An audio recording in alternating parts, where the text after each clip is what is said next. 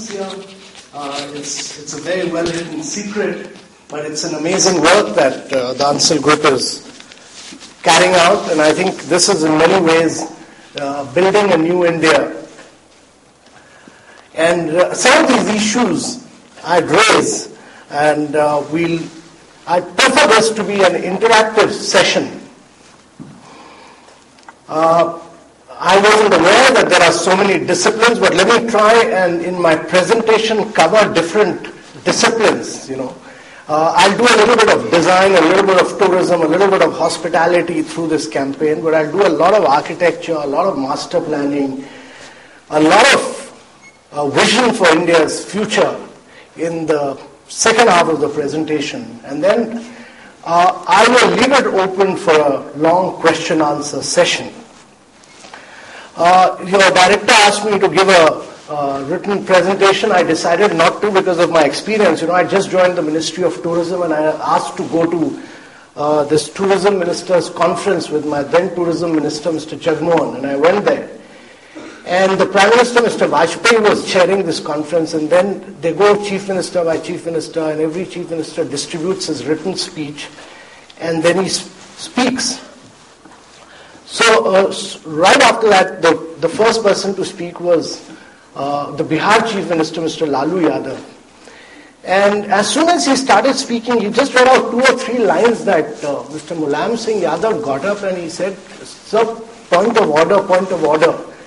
So Mr. Vajpayee said, "ये point of order तो Parliament में होता है, ये Chief Ministers Conference में तो होता नहीं है." So he said, "नहीं sir, point of order, इनको रोकिए." So the Prime Minister said, "क्यों क्या हो गया?" तो he said, "Sir, ये तो मेरी स्पीच पढ़ते चले जा रहे हैं, मैं क्या पढ़ूंगा जब मेरा टाइम आएगा?" So I have come to the conclusion that we should never give out written speeches. So there it is. I joined the Ministry of Tourism in 2001, July.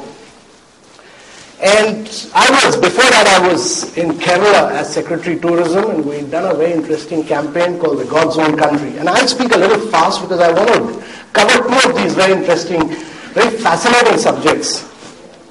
One is about building India, which will interest many of you, and we'll talk about that. So right after I joined, September 11 happened. The New York Twin Tower collapsed, and there was a huge crisis, and several things happened in India, as you would see here.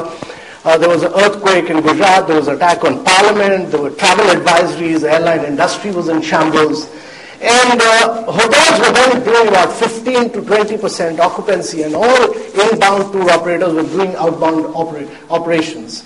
And there was just no demand for the Indian tourism product. And one of the key challenges was that how do you build demand? And many of you will realize this, that much of that we do in life is about creating market demands.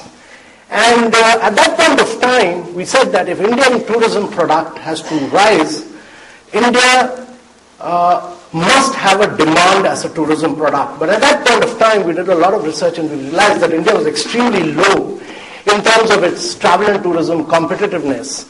And it was extremely low in terms of a range of areas, the regulatory framework, the business environment. There were very key international concerns on hygiene, safety, security, transport, etc.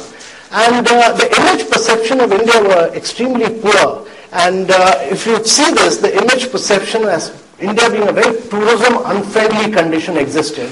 The air connectivity was extremely poor. There was very few flights. There were very dilapidated airports and there were very few flights. And if you were to compare at that point of time, Mumbai to Singapore, we just had 19 flights, whereas a country like Hong Kong had about 157 flights to Singapore.